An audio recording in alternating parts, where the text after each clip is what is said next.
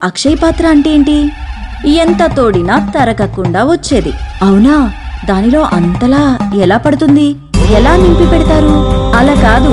అక్షయ పాత్ర అంటే తరగని ఫలాలను ఇచ్చేది, క్షయం లేనిది, శీఘ్రంగా కోరిన కోరికలు నెరవేర్చేది, దైవిక శక్తి కలిగి ఉన్న పాత్ర, సిరి సంపదలను ఇచ్చే దైవిక పాత్ర. అవునా? అక్షయ పాత్ర గురించి నాకు తెలుసుకోవాలనుంది. అక్షయ పాత్ర పూజ గురించి నేను ఈ మధ్యనే విన్నాను.